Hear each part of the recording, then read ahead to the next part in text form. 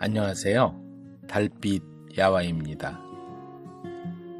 오늘 이야기를 시작합니다.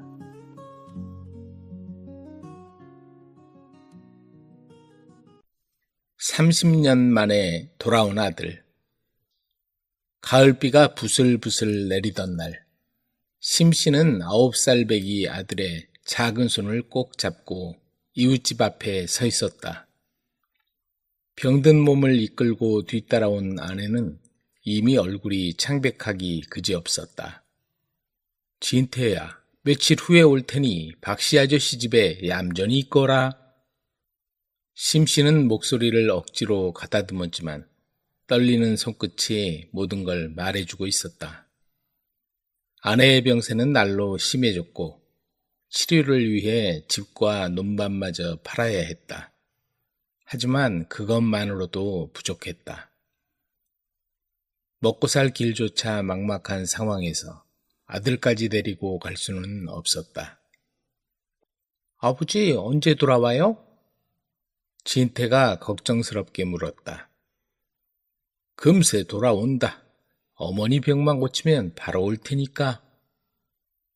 그러나 심씨 부부는 그날 이후 다시는 돌아오지 못했다. 아내는 끝내 세상을 떠났고 홀로 남은 심씨는 빚에 쪼들려 이곳저곳 떠돌아다녀야 했다. 박신혜에 맡긴 진태를 데리러 갈 여력도 용기도 없었다. 박신혜 역시 넉넉하지 않은 살림에 남의 아이까지 키우기 버거웠다. 마침내 진태는 12살이 되던 해 지나가던 보부상에게 맡겨져 멀리 떠나게 되었다. 어린 진태는 부모를 그리워하며 울었지만 거친 세상은 그 눈물을 닦아주지 않았다. 세월이 강물처럼 흘러 어느덧 30년이 지났다. 심씨는 이제 60을 훌쩍 넘긴 백발노인이 되어 산골마을의 허름한 초가집에 홀로 살고 있었다. 구부정한 허리와 굵어진 손마디가 지난 세월의 무게를 짐작해 있다. 그는 매일 저녁이면 문턱에 앉아 먼 산을 바라보며 아들 생각에 잠겼다. 진태야, 아비를 용서해다오. 너를 버린 게 아니다.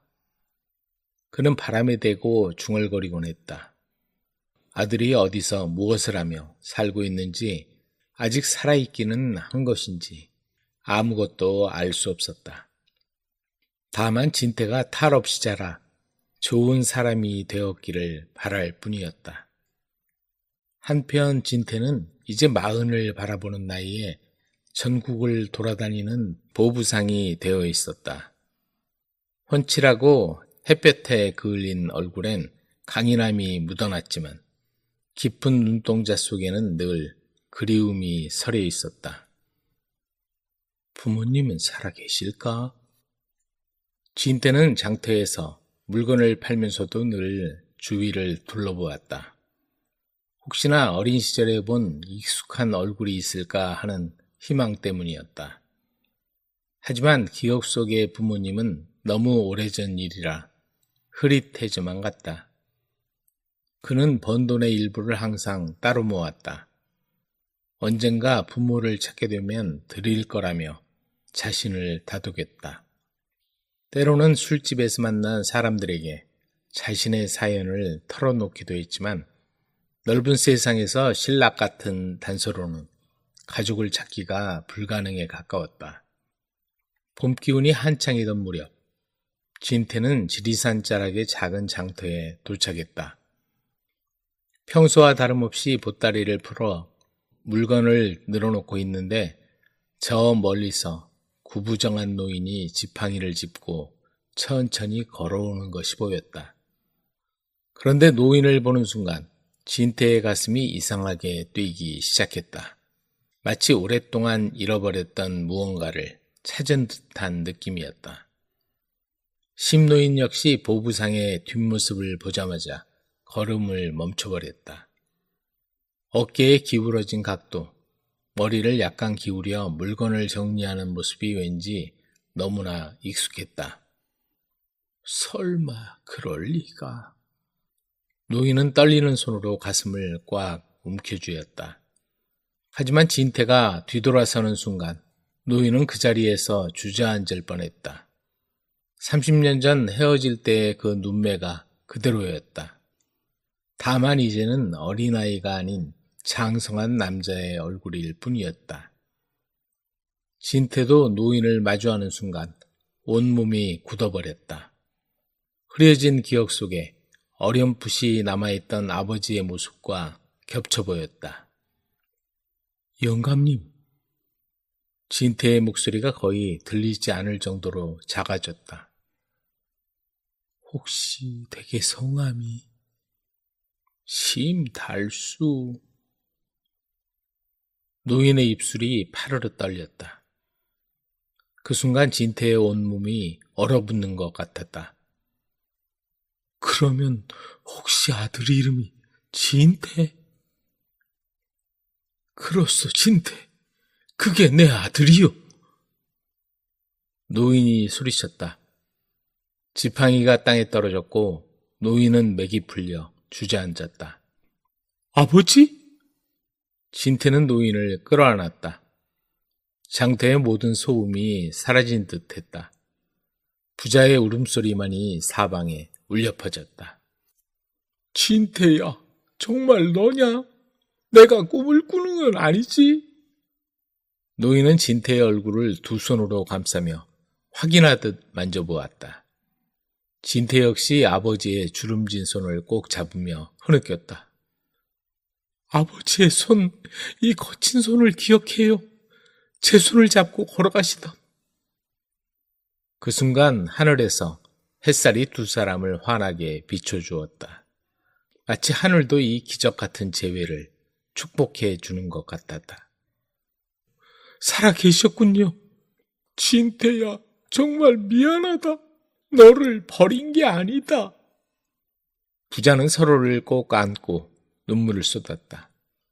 지나가던 장터 사람들도 하나둘 모여들어 이 기적 같은 상황을 지켜보았다. 어머니는 어디 계세요?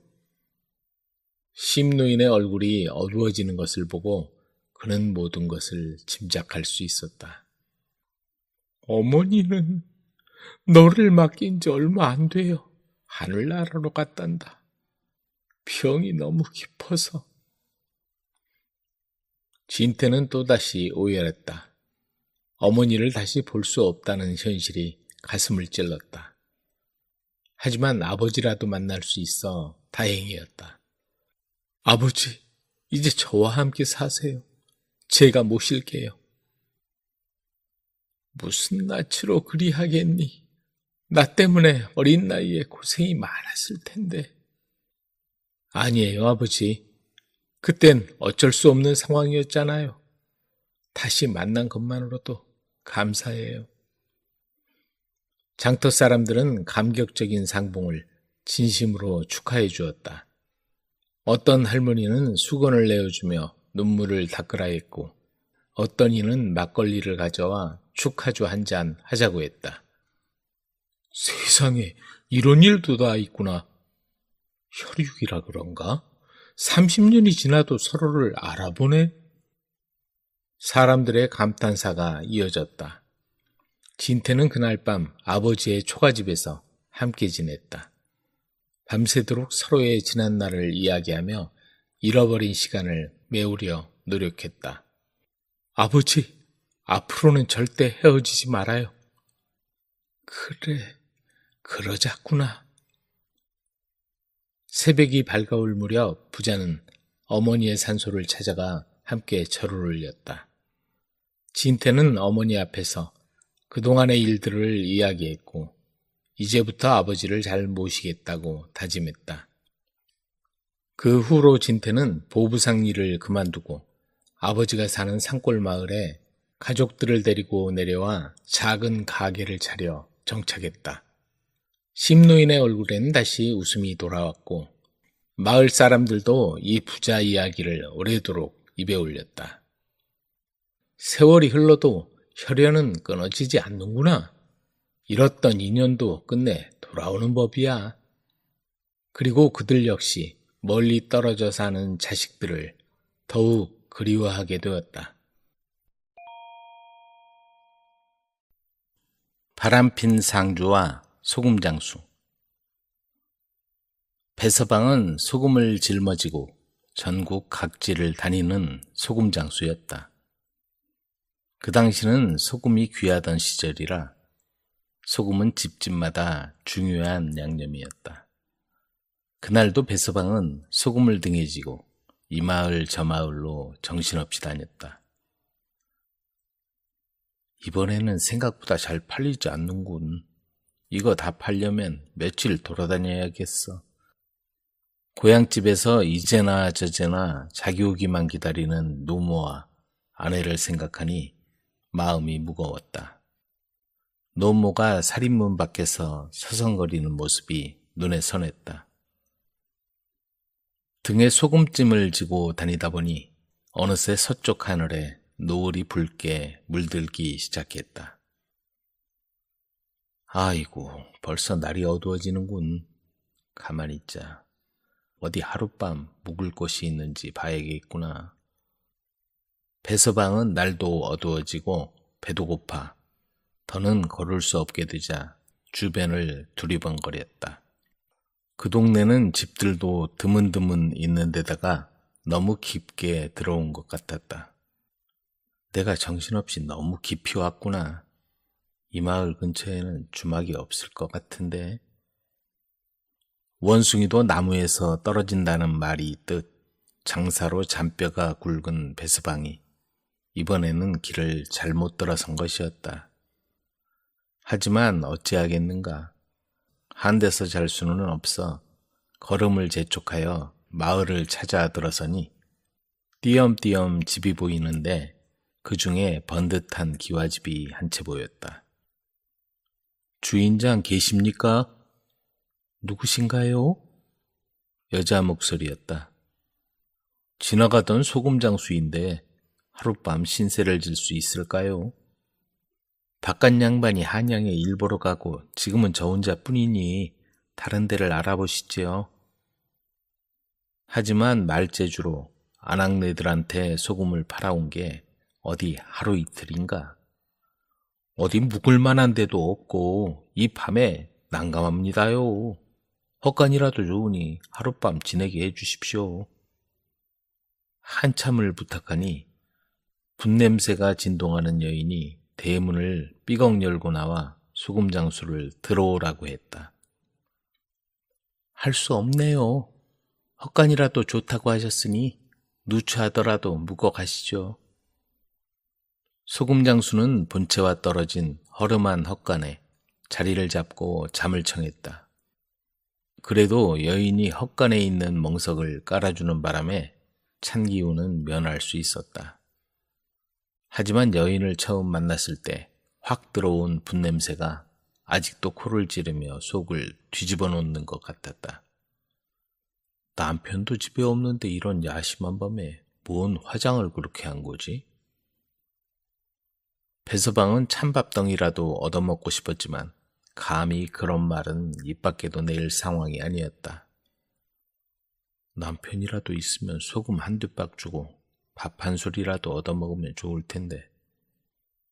배에서는 꼬르륵거리고 잠자리가 불편한 탓인지 영 잠이 오지 않아 뒤척이고 있었다. 멀리서 들리던 개 짖는 소리도 잠잠해진 야심한 시간이 되자 눈꺼풀이 천근만근 무거워지더니 피로가 몰려오기 시작했다. 깜빡 잠이 들었던 걸까? 어디서 삐걱하는 소리가 들리더니 인기척이 나는 것 같았다. 선잠을 자던 배서방은 숨소리를 죽이고 가만히 엿보았다. 이게 무슨 일인가? 달빛에 한 사내가 비쳤다. 자세히 보니 그 남자는 상복과 방갓을 벗어 대청마루 구석에 접어놓고 슬쩍 방으로 들어가는 게 아닌가. 아하, 이런 곳을 내준 이유가 있구나. 그런데 상중에 바람을 피우다니 이런 못된 사람들 같으니라고. 소금장수는 그들의 못된 행실을 보고 골탕을 먹이기로 작정했다. 그래서 대청에 놓인 방갓과 상복을 슬며시 집어들었다. 얼마나 지났을까? 임기척이 나더니 대청마루에서 뭔가를 찾는 소리가 들렸다. 여자와 사내는 부산을 떨더니 이내 잠잠해졌다. 다음 날 아침 소금장수는 그 집을 나와 상중에 있는 집을 찾아가게 되었다. 이 집이군. 그는 집 안으로 들어가 주인 앞에 상복과 방갓을 꺼내 놓았다. 오던 길에 이걸 주었는데 혹시 이 집 물건이 아닌가 해서 가져왔습니다. 주인 남자는 그걸 보더니 얼굴빛이 사색이 되었다. 그러더니 소금장수를 조용히 불렀다. 이걸 어디서 찾은 거요? 잘 아시지 않습니까? 주인 남자는 아무 말 없이 소금장수가 짊어지고 온 소금의 절반을 시중보다 2배의 가격에 팔아주었다. 이렇게 질 좋은 소금은 처음 봤소. 그렇게 칭찬을 아끼지 않으면서 말이다. 소금장수가 그 집을 나와 걸어가는데 허우대 멀쩡한 한 사내가 붙짐을 지고 지나가는 게 보였다. 따라가 보니 간밤에 신세를 진 그 집으로 들어가지 않는가. 질 좋은 소금이 왔습니다. 문 앞에서 소리치자 주인 남자가 나왔다. 우리 집은 소금이 아직 남아있소이다. 다른 집에 가보시오. 이런 소금은 구하기 힘든 겁니다. 한번 보여드리죠. 구경이나 해보시구려. 소금장수는 그렇게 말하며 집 안으로 들어갔다. 누구예요? 여자가 나오더니 소금장수를 보고는 놀라는 표정을 지었다. 소금장수가 자루를 열며 한마디 했다. 상을 치르는 저 집에서 이 소금을 보더니 소금 질이 좋다고 2배 가격을 주고 절반이나 샀지요. 제가 그 집 주인 방갓과 상복을 찾아주긴 했지만요. 방갓과 상복이라니? 주인 남자가 말하자 그 말이 채 끝나기도 전에 여자가 소리쳤다. 정말 이렇게 좋은 소금은 처음 보네. 여보, 3배를 주더라도 나머지 소금은 우리가 몽땅 사요. 소금장수는 그 동네에서 소금을 몽땅 팔고 가벼운 걸음으로 집을 향해 길을 재촉했다. 사랑과 우정 사이. 예진과 옥화는 둘도 없는 단짝 친구였다. 부친 박진사와 이초씨가 오랜 친구였기에 한 마을에서 마치 친자매처럼 자랐다. 명절에 둘이 똑같이 차려입고 나서면 마치 쌍둥이 같다고 한마디씩 할 정도로 꼭 붙어 다녔다. 하지만 예고 없는 불행은 아무도 알지 못하는 법. 예진의 나이 15살이 되던 해 한밤중 산길을 넘어오던 박진사 일행이 정체 모를 괴한들에게 피습을 당해 박진사가 그만 세상을 떠나고 만 것이다. 도적대가 가끔 출몰한다고 하룻밤 묵고 날이 밝으면 떠나라는 주변 만류를 무시하고 어두워서 길을 떠난 게 화근이었다. 여보, 이게 무슨 일이에요? 아버지, 아버지. 박진사 부인과 예진은 세상이 무너져 내렸다. 부친상을 치르고 예진은 홀로 남은 어머니를 위로하며 살아야 했다. 늦게 얻은 외동딸인데다가 일가 친척마저 멀리 떨어져 있어 모녀는 서로를 의지하며 외롭게 살아갔다. 꼭 필요한 일손만 남기고 식솔들도 모두 내보내야 했다. 그런 예진을 보며 옥화는 늘 안타까워했다. 예진아, 잘 지내고 있어? 그럼 잘 있지. 예진은 평안한 옥화의 집안을 보며 아버지의 빈자리를 더 크게 느꼈다. 옥화는 그런 예진에게 혹여 상처라도 줄까봐 말도 조심스럽게 건넸다. 그러니 자연히 둘의 만남도 소연해지고 말았다. 그렇게 해가 2번 바뀌었다. 세월이 약이라고 박진사가 떠난 빈자리도 조금씩 메워지고 있었다. 그런데 부인의 병세가 심상치 않았다. 지난해부터 조금씩 기침을 하더니 엎친 데 덮친다고 폐병으로 남편의 뒤를 따라가고 만 것이다. 어머니, 절 두고 가시면 어떻게 해요? 이제 예진이 혼자였다. 아버지 곁에 어머니마저 보내고 예진은 홀로 살아가야 했다. 하지만 처녀의 몸으로 혼자 살아간다는 게 어디 쉬운 일인가. 예진의 사정을 잘 아는 옥화는 예진아, 결혼하기 전까지 우리 집에서 같이 지내자. 우리 부모님도 널 데려오라고 하셔. 라며 진심으로 예진을 생각해 넌지시 말을 건넸다.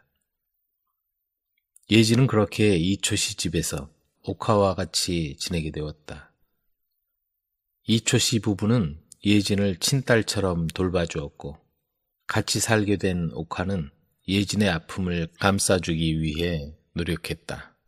한편 아랫마을 진영의 아버지와 예진의 아버지 박진사는 오래전부터 가까운 사이였다. 그래서 자연스럽게 부친들이 만나면 가끔 농담처럼 사돈이 되자고 말하기도 했다. 예진도 1살 위인 진영을 무척 따랐다. 하지만 박진사가 세상을 떠나고 예진의 어머니마저 떠나보내자 진영의 부모는 진영이가 혈혈단신고와 예진과 만나는 게 영 탐탁지 않았다. 그래서 진영의 부모는 매파를 통해 좋은 혼처를 알아보고 있었다. 진영아, 너도 결혼해야지. 좋은 혼처가 생겼단다. 알고 보니 매파가 소개해준 사람은 다름 아닌 옥화였다. 옥화와 진영의 혼담이 오간다는 말에 예진의 마음은 슬픔으로 가득했다. 그렇다고 예진과 진영의 혼담이 오간 것도 무슨 약조를 한 것도 아니었지만 예진은 진영이마저 떠난다는 사실에 세상을 다 잃은 것 같았다. 옥화는 그런 예진의 마음을 알 턱이 없었다. 그러다 보니 옥화는 예진에게 당연히 진영과의 혼사에 대해 제잘되며 이따금 부끄러운 듯 얼굴을 붉혔다. 예진은 그 얘기를 들을 때마다 괴로웠지만 내색할 수가 없었다. 어느 날 예진은 울적한 마음에 부모님 산소에 찾아갔다. 어머니, 아버지, 왜 저만 남겨놓고 가셨나요? 보고 싶어요. 진용 오빠는 옥화하고 결혼한다고 해요. 한참을 그렇게 한탄을 하며 서럽게 울다가 예진은 해가 서산으로 기울기 시작하자 집을 향해 내려오고 있었다. 산비탈을 지나 오솔길을 걷고 있는데 앞에 노스님이 걸어오고 있었다. 그런데 노스님이 가던 길을 멈추고 한참을 쳐다보더니 허허, 낭자 나 좀 보시오. 지금은 힘들게 살고 있지만 머지않아 큰 동에서 내로라 하는 부자로 살게 될 거야. 재물복이 붙었어. 용기를 내서 잘 사시오. 예진은 뜻밖의 말에 어리둥절했으나 그 말을 깊이 새기고 열심히 살기로 마음먹었다. 그래서 눈물 자국을 지워버리고 옥화집에서 짐을 쌌다. 옥화야, 이제 집으로 들어가려고 해. 그동안 고마웠어. 결혼할 때까지 있어도 된다고 말리는 이초씨 부부와 옥화를 뒤로하고 예진은 집으로 돌아왔다. 그래, 이제 강해져야 해. 난 아이가 아니야. 부모님도 내가 잘 살기를 얼마나 바라시겠어. 예진은 마음을 단단히 먹고 부모님이 물려준 집과 땅을 잘 관리했다. 또한 어렵게 사는 먼 친척을 불러와서 농사를 짓게 하고 집안일을 돌보게 했다. 그러다 보니 집안도 활기가 나고 사는 맛도 생겼다. 그러는 중에 혼자 사는 예진을 늘 안타까운 마음으로 바라보던 친척 아주머니가 매파에게 예진의 신랑감을 넌지시 부탁했다. 하지만 부모 없이 혼자 사는 처자를 선뜻 며느리로 받아들일 집안이 보이지 않았다. 어느 날 이웃마을에 사는 매파가 찾아왔다. 그리고는 머뭇거리더니 조심스럽게 말을 꺼냈다. 아무도 모르는 곳에 숨겨둔 보화가 발견되는 것처럼 우연한 기회에 누군가의 눈에 띄는 경우가 있다. 마을에서 돈을 가장 잘 버는 상인이 예진에게 청혼을 해온 것이다. 그 상인은 예진보다 나이가 4살 많았으며 점잖고 성품 좋은 아직 한창 때인 호랍이었다. 그리고 종로와 지방 여러 군데에 포목점을 가지고 있는 사람이었다. 처음에 예진은 누구와도 결혼하지 않겠다고 우겼지만 상인의 정중하고 끈질긴 구애에 마지못해 승낙했다. 이들 부부 사이에도 2 아이가 태어났다. 예진은 아이들이 무럭무럭 자라는 걸 지켜보며 자기가 이렇게 행복하게 살 수 있으리라고는 생각지 못했다고 입버릇처럼 말했다. 어느 날 아이를 업고 옥화가 찾아왔다. 몇 년 만의 만남에 둘은 서로 얼싸안고 기뻐했다. 옥화는 그동안에 힘들었던 생활고로 인해 수척해 보였다. 결혼하고 얼마 후에 장사하면 돈을 많이 번다는 말을 듣고 남편 진영은 눈밭 팔아 장사를 시작했다. 그런데 경험도 없는 사람이 장사가 잘 될 리가 없었다. 빚만 자꾸 늘어나자 옥화 친정집 땅까지 손을 대기 시작했다. 그렇다 보니 시댁과 친정에서 물려받은 재산마저 날려버리고 죄인처럼 근근히 살고 있다고 했다. 예진은 눈물을 훔치던 옥화에게 생각지 못할 정도의 큰 돈을 건넸다. 그리고 남편 포목점에서 경험을 쌓을 때까지 일하라며 진영에게 남편을 소개해 주었다. 포목점에서 성실하게 일을 배운 덕분에 진영도 몇 년 후 포목점을 직접 차리게 되었다. 고맙다. 힘들 때 날 도와주는구나. 그들은 멀지 않은 곳에 살며 자주 만나 시간을 보냈다. 어느덧 세월이 흘러 예진과 옥화는 어려웠던 시절을 뒤로하고 손주들의 재롱을 보며 행복하게 여생을 보냈다.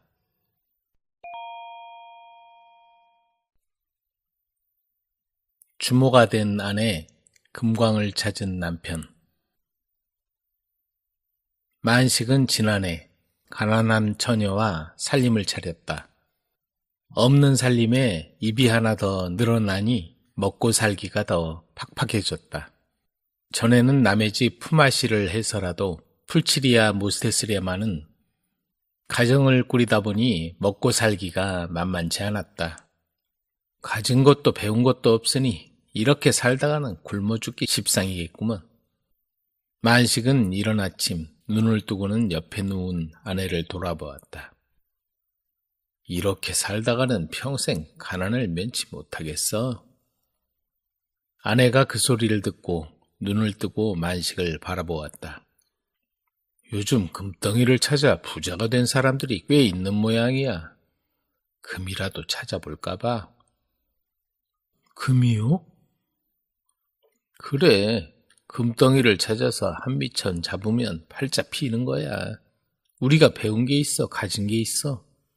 돈만 있으면 양반들도 무시 못하더군. 만식의 말이라면 아무 말 없이 따라주던 아내도 금덩이를 찾으러 가겠다는 말에는 쉽사리 마음이 놓이지 않았다. 하지만 결국 그들은 가진 것 다 팔아서 잠채광업이 성행하는 강원도 깊숙한 산골, 다 쓰러져가는 오두막을 빌렸다. 그리고 광부 노릇을 하며 금맥을 찾고 구를 파는 요령과 금을 골라내는 방법을 배워나갔다. 그리고 마침내 그곳을 떠나 깊숙한 바위 계곡에 자리를 잡고 본격적인 채굴 작업에 들어갔다. 당장 먹고 살아야 했기에 일거리가 있을 때는 마을에 내려가 일을 하고 올라왔다. 아내도 마을에 내려가 남의 집 허드렛 일을 하며 받은 품삯으로 연명을 했다. 하지만 한 해가 지나도록 금덩이는커녕 금가루도 보이지 않았다. 여보, 여긴 없는 곳 아니에요? 여기서 그만둘 수는 없어. 더 깊이 파봐야지. 만식의 머릿속은 온통 금덩이 생각으로 가득 차 있었다.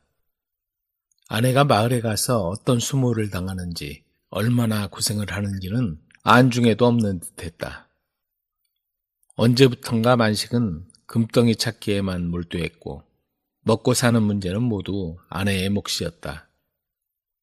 어느 날 아내가 남의 일을 해주고 마을에서 올라와 보니 만식이 일찌감치 들어와 드러누워 있었다. 어쩐 일이에요, 이 시간에? 연장이 부러져 버렸어. 손으로 캘 수도 없고 큰일이네. 이제 그만 내려갑시다. 지금처럼 일하면 뭘 하든지 못 먹고 살겠어요. 쓸데없는 소리 하지 마. 이 정도 고생은 각오하고 왔잖아. 기어코 찾아내고야 말 테니 두고 보라고. 만식은 버럭 소리를 지르더니 휑 하니 밖으로 나가버렸다. 예쁘장하고 자그마한 체구의 순덕은 좋아하는 총각들을 마다하고 만식의 믿음직하고 순박한 모습에 끌려 그에게 시집을 왔다. 금을 찾겠다고 오기 전까지는 가난했지만 행복했다. 하지만 지금 일확천금을 꿈꾸는 만식에게 순덕이 차지할 자리가 없었다. 순덕은 잠시 후 온 매무실을 살피더니 마을로 내려갔다. 신부자 댁에 가서 돈을 좀 융통해 봐야겠어. 온종일 굴에 들어가 금덩이를 찾겠다는 남편의 희망을 꺾을 수는 없다고 생각한 순덕은 남편의 연장을 마련하려고 신부잣집 마님에게 나중에 2배로 일을 하겠으니 돈 좀 융통해 달라고 사정할 생각이었다. 지난번에도 급하다고 해서 빌려주지 않았나? 그거나 갚고서 말하게. 신부잣집 마님에게 거절을 당하고 풀이 죽어 나오는 순덕을 누군가 불렀다. 돌아보니 신부잣집 마름으로 일하는 배서방이었다. 무슨 일로 오셨소? 나한테 말하시오. 내가 도와줄 테니. 별일 아니에요. 그만 가볼게요. 순덕은 꼬치꼬치 묻는 배서방의 끈적한 눈길을 외면하고 광산으로 다시 돌아왔다. 아까 화내서 미안하오. 조금만 더 파면 뭔가 나올 것 같은데 이런 일이 생겨서 내가 제정신이 아니었던 모양이야. 만식의 말에 순덕의 마음은 눈 녹듯이 녹아내렸다. 배서방한테라도 부탁해 볼까? 순덕은 다음 날 배서방을 찾아갔다. 무슨 일이요? 이리 들어오시오. 그냥 여기서 얘기하겠어요. 남들이 이상하게 볼 것 아니요. 그 말에 순덕은 서둘러 배서방의 방으로 들어섰다. 배서방은 몇 해 전에 아내가 떠나고 혼자 살고 있었다. 누구 말로는 눈이 맞아 도망갔다고 하고 누구 말로는 배서방의 손찌검 때문이라고도 했다. 자, 말해보시오. 연장을 살 돈을 좀 융통해 주십사 해서요. 그러자 배서방의 입가에 미소가 흘렀다. 마치 그러면 그렇지. 이제는 내 손아귀에 있어. 하는 듯한 의미심장한 미소였다. 그래서 지난번에 마님을 배웠던 거구려. 허구한 날 땅만 파는 남편을 두고 고생이 많소이다. 그러더니 순덕 앞에 돈꾸러미를 선뜻 꺼내놓았다. 내가 이래 봬도 모은 돈이 좀 된다오. 고생만 시키는 그런 남자 뭐가 좋아서 같이 사는가? 그러더니 배서방은 순덕의 손을 덥석 잡아 끌었다. 아, 안 돼요. 싫어요. 평소에도 눈여겨보고 있었지. 그 돈은 내가 주겠소. 배서방은 순덕을 끌어당겨 가슴팍에 안았다. 우악스러운 사내의 완력 앞에 가냘프고 자그마한 순덕의 저항은 그저 소리 없는 메아리에 불과했다. 얼마 후 순덕은 힘없이 고갯길을 오르고 있었다. 사내라고는 만식밖에 모르고 살아온 순덕이었다. 하늘이 무너져 내리는 느낌이었다. 몸을 파는 여자처럼 그 돈을 받아들고 온 자신이 원망스러웠다. 어디 갔다 온 거요? 돈은 좀 알아봤소? 순덕은 말없이 가져온 돈을 만식 앞에 내밀었다. 아, 이제 됐소. 이걸로 연장을 사서 조금만 더 파내려가면 고생 끝이요. 다음날 순덕은 만식이 연장을 사러 장터로 나간 사이 집을 떠났다. 만식이 연장을 사서 집에 돌아와 보니 아내가 이미 떠난 뒤였다. 옷가지가 없어진 걸 확인하고 만식은 아내가 자기를 두고 떠났다는 걸 알았다. 너무 힘이 들었나? 아니면 다른 남자라도 생겼나?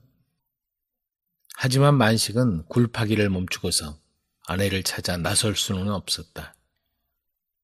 일단 금덩이부터 캐고서 찾아 나서자. 그날부터 만식은 금덩이 찾는 일에 더욱 심혈을 기울였다. 한편 순덕은 정처 없이 길을 나섰지만 막상 어디로 가야 할지 막연했다. 그러다 발길이 닿은 곳이 길손들이 드나드는 주막집이었다. 마루에 앉아 안을 들여다보니 나이든 주모 혼자뿐이었다. 저 혹시 일손이 필요하지 않으세요? 보아하니 젊은 새댁인 것 같은데 이런 일 해봤수? 해보진 않았지만 시켜주시면 잘할 수 있어요. 무슨 사정인지 모르지만 당장 갈 데가 없으면 여기서 일이나 도우며 지내시오. 그렇게 순덕은 주막 안악이 되었다. 예쁘고 자그마한 색시가 왔다는 소문에 주막에 찾아오는 손님이 늘었다. 주막 안악을 보려고 단골이 된 사내도 여럿이었다. 어느 날 저녁이었다. 주막에 찾아온 손님을 보자 순덕은 기절할 듯이 놀랐다. 남편 만식이었다. 만식도 놀라기는 마찬가지였다. 아내가 떠난 후 미친 듯이 채굴에만 매달린 만식은 마침내 금맥을 찾아냈다. 그리고 큰 돈을 손에 넣자 아내를 찾아 돌아다니던 중이었다. 어디에 있는지, 심지어 다른 남자를 만나 살고 있으면 아내 몫의 돈이라도 나누어 줄 생각이었다. 그런데 이런 허름한 주막 안악이 되어 있다니. 그동안 여기 있었던 거요? 얼마나 찾아다녔는지 아시오? 순덕은 말없이 눈물만 흘렸다. 드디어 금맥을 찾아냈소. 당신이 도와준 덕분이요. 그동안 얼마나 당신을 찾아다녔는지 모르고. 난 이제 자격이 없어요. 그게 무슨 소리요? 왜 그렇게 떠난 거요? 순덕은 지난날 연장을 살 돈을 마련하다가 겪은 일을 다 털어놓으며 눈물을 쏟았다. 다 내 잘못이요. 금맥을 찾는데 눈이 멀어. 당신이 얼마나 힘들게 지냈는지 생각하지 못했소. 만식은 그동안 힘들었을 순덕을 꼭 껴안았다. 그리고 아는 사람이 없는 경상도 땅으로 떠나 신흥 부자로 자리 잡고 아내 순덕과 오순도순 행복하게 살아갔다. 여인이 집을 도망쳐 나온 이유. 문 밖에서 들리는 새소리에 처녀는 그날따라 마음이 잡히지 않았다. 신라 왕족 출신인 만명은 학식과 예의 범절이 뛰어난 처녀였다. 신분에 걸맞은 교육과 처신을 중시하는 신분사회에서 만명의 유일한 탈출구는 바깥 나들이였다. 바람이라도 쐬고 오자. 만명은 하녀 한 명만 데리고 장터 구경을 나섰다. 동시엔 사람들이 붐볐다. 오가는 사람들의 모습을 보며 갑갑한 마음을 풀곤 하던 터였다. 한창 이성의 눈을 뜨는 18세 꽃다운 나이다 보니 오가는 멋진 총각들에게 은근히 관심이 가기도 했다. 오뚝한 콧날과 갸름한 얼굴, 진달래의 봉우리처럼 화사한 피부를 가진 만명이 근처를 지나던 김서연이란 사내에 눈에 들어왔다. 저 처자는 누굴까? 평범한 교수는 아닌 듯한데. 서연은 만명에게 다가갔다. 나비가 꽃을 보고 어찌 그냥 지나치랴. 그러자 만명이 그 얘기에 화답했다. 기러기가 넓은 바다를 건너다가는 물에 빠져 죽느니라. 서연은 그 당돌한 답변에 당황하고 말았다. 그만 돌아가자. 만명은 하녀를 데리고 그 자리를 떠났다. 누굴까? 점점 더 궁금해지는구나. 서연은 만명의 뒷모습을 한참 동안 바라보았다. 서연은 가야 왕족의 자손이었다. 금관가야가 신라에 항복한 후 부친 김무력이 신라 장군으로 큰 공을 세워 신라 진골 대우를 받게 되었고 김서연은 그의 장남이었다. 만명도 집으로 돌아와 서연의 모습을 떠올리고는 얼굴을 붉혔다. 예기치 못한 그의 접근에 쌀쌀맞게 맞섰지만 그가 싫지는 않았다. 수려한 용모와 부드러운 목소리를 떠올리고 만명은 두근거리는 가슴을 진정시켰다. 그 뒤로 두 사람은 서로의 모습을 보려는 은근한 기대감에 장태의 모습을 드러냈고 자연스럽게 서로 마음을 주고받는 사이로 발전했다. 그런데 두 사람 관계가 만명 아버지의 귀에 들어가고 말았다. 만명을 따라다니던 하녀가 조심성 없이 다른 하녀에게 내뱉은 말이 천리를 간 것이다. 만명이 이리 좀 들어오너라. 아버지가 만명을 불렀다. 너 요즘 남자를 만나러 다닌다는 얘기가 들리던데 사실이냐? 만명은 마침내 올 것이 왔다는 생각을 했다. 사실입니다. 김무력 장군의 큰아들과 교제하고 있습니다. 진골이라고 다 같은 진골이 아니다. 우리 집안하고 격이 달라. 아버님, 허락해 주십시오. 그 집안과 혼인하면 우리 격도 떨어지는 거야. 절대로 허락할 수 없다. 그리고는 만명을 별채에 감금하고 말았다. 한편 서연은 그 소식을 듣고 가슴이 무너져 내렸다. 머지않아 만록은 지금의 진천 태수로 가게 되어 둘의 관계를 털어놓고 허락을 받으려던 참이었다. 그런데 하늘의 도움인지 천둥번개가 치며 거센 물줄기가 퍼붓던 어느 날 밤 벼락이 떨어져 집안이 어수선해서 별채를 지키던 하인들이 자리를 비우자 만명은 별채를 빠져나와 달아났다. 그 길로 만명은 거센 빗줄기를 뚫고 서연을 찾아갔다. 낭자, 이게 어떻게 된 일이오? 집에서 도망쳐 나왔어요. 저도 따라가겠어요. 허락도 없이 그럴 순 없소. 아니에요. 이러지 않으면 우린 혼인할 수 없어요. 우린 혼인할 수 없어요. 만명은 굳은 결심을 하고 만노군의 부임해가는 서연을 따라갔다. 기왕 이렇게 된 거 집안에 누가 되지 않도록 최선을 다해 자손을 일으키도록 하거라. 아버지는 사라진 딸이 부임하는 서연을 따라갔다는 사실을 알았지만 결국 둘 사이를 허락할 수밖에 없었다. 서연을 따라 만노군에 간 만명 부인은 어느 날 밤 황금 갑옷을 입은 아이가 구름을 타고 들어오는 태몽을 꾸었다. 그렇게 사내 아이를 낳았는데 그 아이가 바로 삼국통일의 주역인 김유신 장군이었다. 만명부인은 엄격한 훈육과 교육으로 아들을 장래에 큰 인물로 만들었으며 김유신은 삼국통일의 주역으로 성장할 수 있었던 것이다. 지키지 못한 아버지의 유언. 맑은 호수와 우뚝우뚝 솟은 봉우리에 둘러싸인 고즈넉한 고수골이란 마을에 강선비가 살고 있었다. 지난날 아버지는 과거에 급제해서 집안을 일으키겠다는 일념으로 방에 틀어박혀 항문에 매진했고, 어머니는 그런 아버지를 대신해서 굳은 일도 마다치 않고 열심히 가족들을 건사했다. 임자, 미안하오. 이번에도 떨어졌소. 아버지는 연거푸 낙방의 고배를 마시자 아내에게 고개를 들 수가 없었다. 아내는 풀 죽은 남편을 볼 때마다 안쓰러운 생각에 가슴이 아팠다. 다음에 기회가 있으니 너무 상심하지 마세요.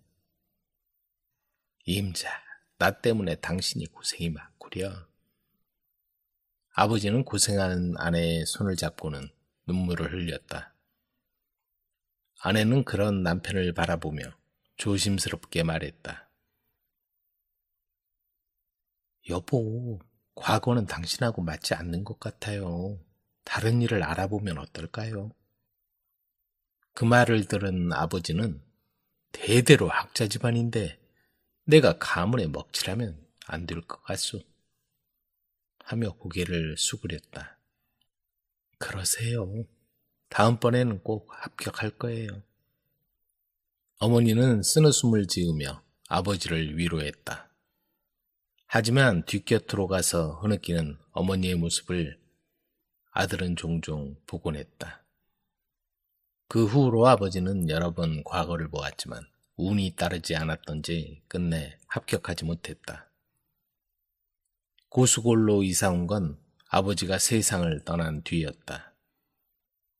노잣돈을 마련하느라 야금야금 논밭대기 다 팔아먹고 아버지 장례 치르느라 그나마 남은 재산마저 다 없애고 물 건너 고수골로 찾아 들어온 게 벌써 5년 전 일이다. 하지만 아들 임근도 학당에 다니며 과거 준비를 하고 있었다. 난 조상님들 뵐 면목 없이 간다만 너는 과거에 급제해서 집안을 꼭 일으켜야 한다. 아버지가 숨을 거두며 이른 말이었다. 반드시 과거에 급제해서 아버지 뜻을 받들겠습니다. 임근은 아버지의 유언을 가슴에 새기고 나루테에서 배를 타고 향교에 다녔다. 어머니, 조금만 더 고생하세요. 반드시 과거에 급제해서 후광시켜 드릴게요. 그러면 얼마나 좋겠냐 얘야. 이제는 내가 집안을 일으키도록 하거라. 네, 어머님. 임근은 꼭 합격해서 아버지의 꿈을 이루고 싶었다. 그 무렵 임근에겐 서로 장례를 약속한 처자가 있었다. 이번에 급제하면 혼례를 올리도록 합시다. 꼭 이루시도록 기도할게요. 임근은 자신감으로 충천해 있었다. 그도 그럴 것이 제천 향교에선 누구도 그의 학문을 따라올 자가 없었던 것이다. 어느덧 과거가 다가오자 임근은 상경할 채비를 마치고 어머니와 처자의 배웅을 받으며 한양길에 올랐다. 그리고 산길을 굽이굽이 돌아 박달제를 넘어서 한양으로 갔다. 시험 전날 창덕궁 근처에 이르니 전국에서 올라온 선비들이 장사진을 이루고 있었다. 오늘 밤 여기 묵을 거면 둔약 내시오. 그나마 여기 아니면 자리가 없소이다. 허름한 객주집 여주인이 재촉하듯이 말을 건넸다. 과장에서 좋은 자리를 잡으려면 근처에 있는 숙소를 얻는 게 좋지만 과장에서 가까울수록 웃돈을 얹어야 구할 수 있었다. 하룻밤 묵는데 너무 비싸군. 좀 멀더라도 일찍 서두르면 돼. 뒤돌아 나오는데 건장한 남자가 다가왔다. 선비께서는 어디서 오셨소? 제천에서 온 강인근이라 합니다. 그런데 선접군은 구했소? 선접군이요? 그렇소. 잘 모르시나 본데 현재판 근처에 자리를 잡아야 하는 법이요. 오늘 밤 보시오. 과장 앞이 밤새도록 시끌벅적할 거요. 그러면 대신 자리를 잡아준다는 말입니까? 그렇소. 돈만 내면 좋은 자리를 잡아드리지. 선비님도 생각이 있어? 인근은 노자도 겨우 마련한 처지에 언감생심, 엄두도 낼 수 없었다. 과장에서 좀 멀리 떨어진 객주집에서 잠을 잔 인근이 꼭두 새벽에 과장 앞에 가보니 그야말로 난장판이 따로 없었다. 과장문이 열리자 몸싸움은 예사요. 건장한 사내들이 달려들어 좋은 자리를 차지하고는 자리를 깔고 우산을 펼쳐 자기 자리임을 표시했다. 전쟁터가 따로 없구먼. 인근은 그나마 일찍 서두른 바람에 중간 정도의 자리를 얻을 수 있었다. 그런데 문제는 시험이 시작되고 나서였다. 현재판에 시험 문제가 걸리자 삼삼오오 짝을 이룬 사람들이 서책을 가지고 들어와 들춰보는 거였다. 심지어 세력가의 자제들은 거벽과 사수에게 시험을 대신 치르게 하고 여유 있게 앉아있는 게 보였다. 그들에게 과거 시험은 이미 정해놓은 요식행위에 불과했다. 아니 이건 짜고 치는 놀이판이군. 결과는 안 봐도 뻔하다. 그만 가자. 인근은 자리에서 일어나 과장을 빠져나왔다. 돌아오는 길에 인근은 돌아가신 아버지를 떠올렸다. 아버지도 이래서 과거에 연거푸 떨어졌구나. 포기하지 않으신 것만도 대단해. 인근은 그제야 아버지의 마음을 이해할 수 있었다.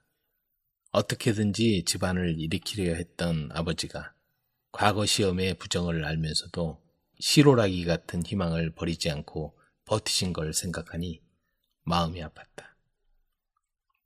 박달째를 넘을 때 인근은 고개에 얽힌 슬픈 전설이 생각났다.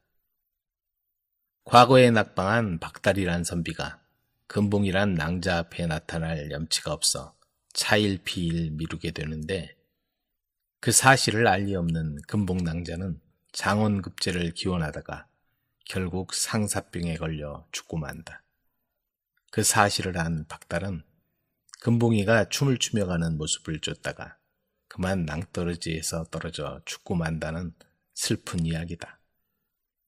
전에 내려오는 얘기를 생각하며 오다 보니 인근은 마음이 더 슬퍼졌다. 고수골 나루터에 내려 집을 향해 올라가는데 어머니가 먼저 알아보고 내려왔다. 어머니, 앞으로 과거 시험은 보지 않을 거예요. 다른 일을 찾겠어요. 왜 그러느냐? 한 번 떨어진 걸 가지고 너무 성급한 것 아니냐? 아버지의 유언도 있고. 어머니는 슬픈 표정을 지으며 아들을 바라보았다. 하지만 아들의 확고한 생각에 어머니는 두 번 다시 말을 꺼내지 않았다. 이튿날 인근은 낭자를 찾아갔다. 낭자, 과거에 급제하고 혼인하겠다는 약속은 지킬 수 없게 되었어. 난 앞으로 과거는 보지 않을 생각이요. 그래도 괜찮다면 당장 혼인합시다. 처자는 조용히 고개를 끄덕였다. 그 후 인근은 청풍호 백기를 따라 우뚝 솟은 봉우리를 돌아다니며 약초를 캐는 약초꾼이 되었다. 그리고 마침내 집안을 일으키고 근동에서 가장 큰 부자가 되었다. 딸을 찾아 나선 아버지의 눈물. 어느 고을에 금실 좋은 부부가 살고 있었다. 늦은 나이에 결혼한 남편은 마음씨 고운 아내와의 사이에 예쁜 딸아이를 낳았다. 부부는 딸의 이름을 허수라고 지었고 아이의 웃음소리가 늘 집안을 환하게 만들곤 했다. 아버지! 허수가 방긋 웃으며 달려오자 남자는 흐뭇하게 미소를 지었다. 하지만 그런 행복도 잠시. 아내가 병으로 세상을 떠나고 말았다. 호랍이게 된 남자는 홀로 딸을 키우기 힘들다 보니 재혼을 하게 되었다. 그런데 새로 얻은 여자는 처음부터 속셈이 있었다. 아이 딸린 나이 많은 남자임에도 불구하고 오로지 재산을 탐내 들어온 그 여자는 허수를 눈엣 가시처럼 여겼고 날이 갈수록 구박이 심해졌다. 애가 어쩌면 이렇게 말을 안 들어요? 행실이 안 좋아요. 하루가 멀다고 내뱉는 여자의 말에 남자의 마음이 흔들렸다. 자기도 모르게 허수에게 차갑게 대했고 끝내 어린 딸을 집에서 내쫓고야 말았다. 아버지, 왜 그래요? 저 잘못한 거 없는데. 허수가 눈물을 글썽이며 집을 나서던 날, 하늘도 슬퍼하듯 비를 내리기 시작했다. 어린 딸을 내쫓은 매정한 행동을 후회하기 시작한 남자는 점점 생활이 엉망이 되었다. 이 일에서 손을 놓은 채 시름만 깊어졌고 그러는 사이 여자는 몰래 재산을 빼돌리고 사내와 눈이 맞아 도망쳐버렸다. 재산도 아내도 모두 잃은 남자는 병든 몸을 이끌고 동네를 떠돌며 밥을 빌어먹기 시작했다. 이 집 저 집 돌아다니며 얻어먹다 보면 언젠가는 내 딸 허수를 다시 만날지도 몰라. 그렇게 오랜 세월이 흘렀다. 남자는 고생한 탓에 초로의 노인의 모습이 되어 딸을 향한 그리움과 죄책감을 품은 채 이 마을 저 마을을 떠돌았다. 그러던 어느 날 어느 부자 진사댁을 찾아가 대문을 두드렸다. 여기 누구 없소? 굶주린 노인에게 밥 한 숟가락만 주시오. 그러자 15쯤 되어 보이는 처녀가 나왔다. 노인은 그 얼굴을 보고 이상한 기분이 들었다. 낯이 익은데 어디서 봤더라.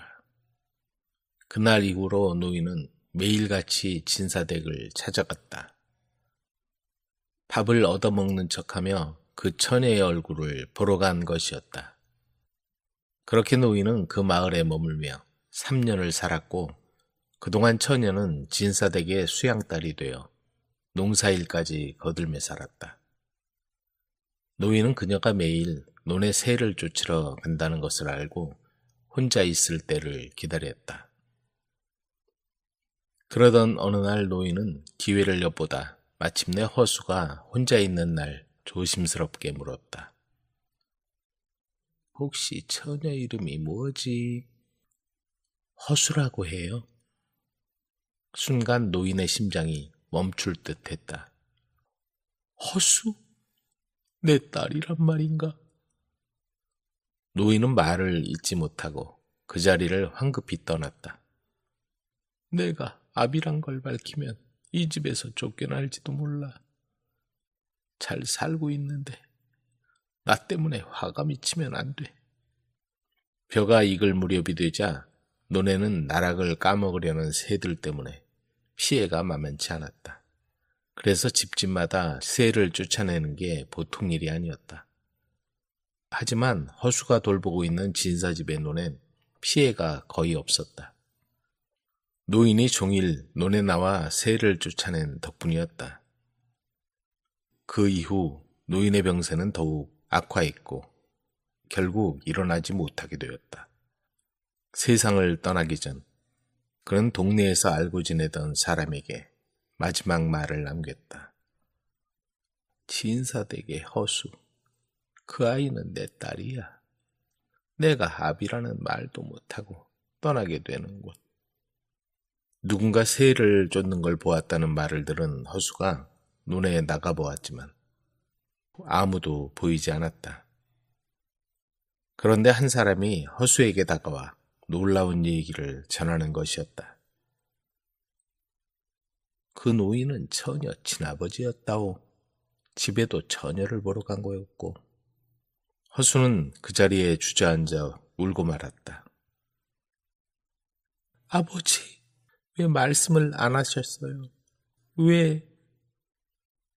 집에 찾아오던 노인이 아버지였다는 걸 뒤늦게 깨달은 허수는 그가 자신을 지키기 위해 끝내 아버지란 걸 밝히지 않았다는 사실에 더욱 구슬피 울어야 했다. 그 후 마을 사람들은 논 한가운데 사람 모양을 만들어 놓으면 새들이 다시는 날아오지 않는다는 사실을 깨닫게 되었다. 허수 아버지가 논을 지켜주는 게 아니겠소? 그날 이후로 사람들은 허수의 아버지를 기리기 위해 논에 허수아비를 세우기 시작했다. 그렇게 허수아비는 새를 막아주는 불침번으로서 오늘날까지도 굳건히 자리를 지키고 있다.